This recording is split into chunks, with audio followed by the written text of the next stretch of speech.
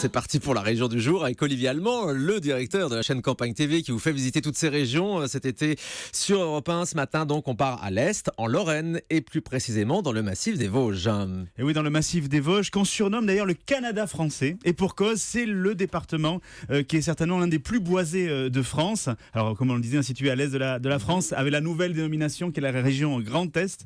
Le massif des Vosges vous propose donc évidemment une nature préservée, des tourbières boréales, une faune sauvage. Vous pourrez rencontrer du lynx, des chamois. Ah bon, il y a des lynx là-bas? Il y a des lynx, exactement. Ah, lynx, ce lynx. Ah, bah lynx, c'est que ça.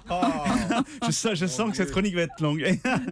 ou le grand tétras. Vous connaissez le grand tétras? Non, je connais le grand Tetris, un jeu sur le Game Boy, mais Tétras, je connais pas. Ah, voilà, c'est cette espèce de coque de bruyère en fait. Et on y trouve bien évidemment de profondes forêts de résineux. Il y a des pans aussi en Lorraine. Des pans? Des pans, j'en ai déjà vu moi. C'est ça. Des pans. Écoutez, on n'a pas qu'en Lorraine des pans. C'est pas une espèce endémique de la Lorraine, je pense. J'aurais dû me taire.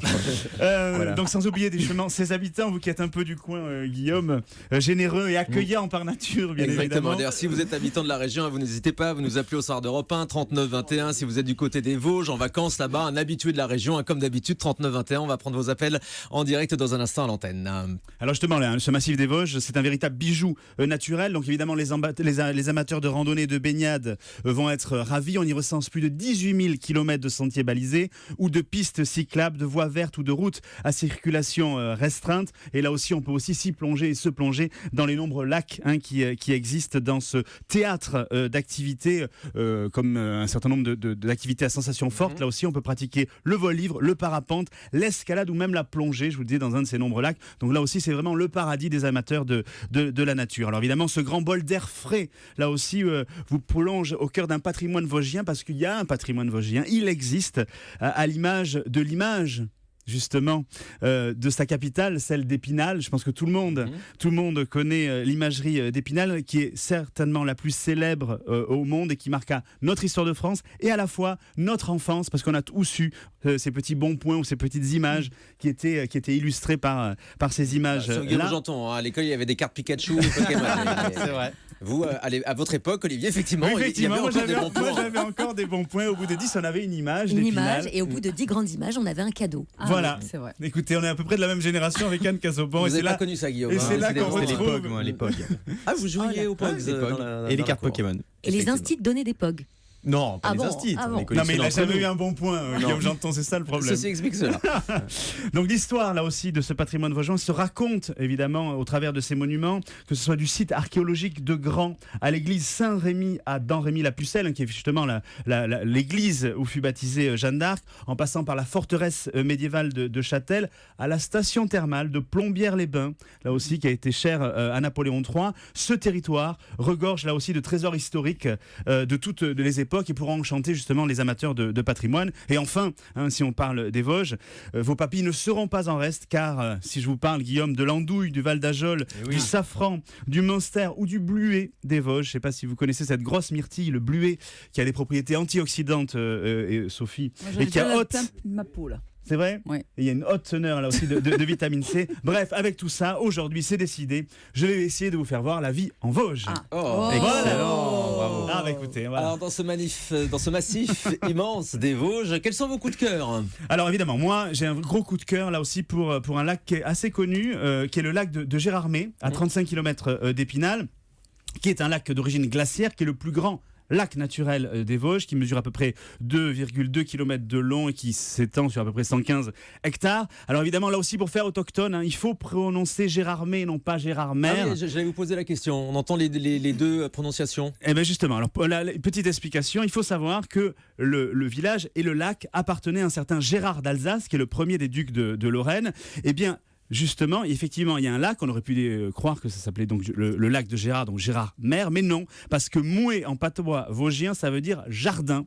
Donc c'était le jardin de Gérard, le Gérard Mouet. Voilà, et donc ça vient donc de la Gérardmer sans le Gérardmer, exactement. Gérardmer sans le R. Alors évidemment, ce lac a été surnommé la perle des Vosges par le frère de Victor Hugo pour la beauté de sa nature.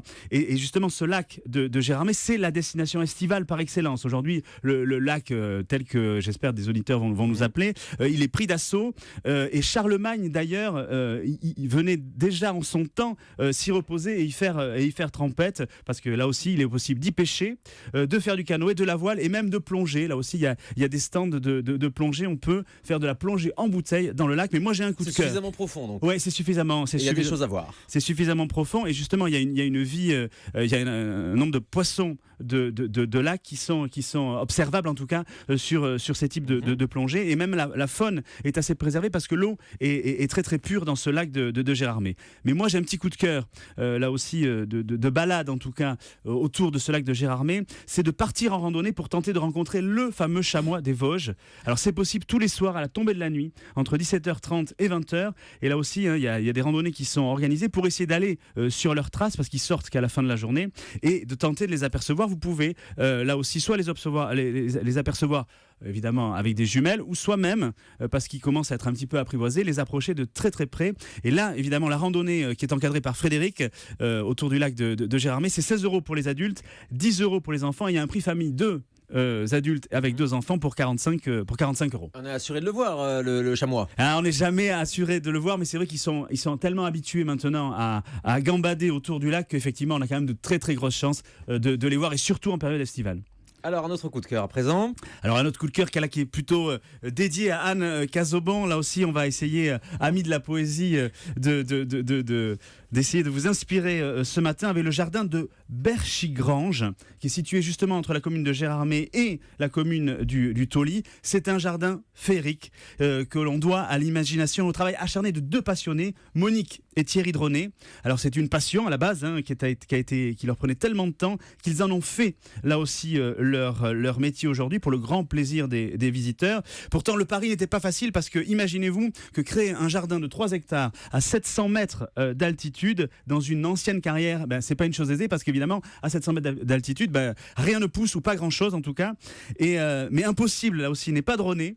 Et les propriétaires ont réussi à créer une mise en scène de la nature absolument envoûtante. Il y a plus de 4000 espèces de végétaux, où se côtoient justement sur ces 3 hectares un joyeux méli-mélo de plantes, à la fois des plantes qui sont originaires évidemment du massif des Vosges, mais aussi qui sont mêlées donc à des espèces venues de la mer du Nord ou de l'Himalaya. Ça a l'air assez sauvage encore. C'est encore assez sauvage, et ce qui est vraiment remarquable, c'est vraiment l'association à la fois des couleurs et des formes, voire même des textures des plantes, et puis évidemment les différents parfums et cette espèce de petite musique de la nature qui vous inspireront, j'en suis certain. En tout cas, Anne, je n'ai aucun doute là-dessus. Il faut aller sortir l'aquarelle là-bas, il faut aller dessiner tout ça et respirer tout ça. Combien ça coûte ? 9 € l'entrée par personne pour une visite magique, et Guillaume, c'est gratuit pour les enfants.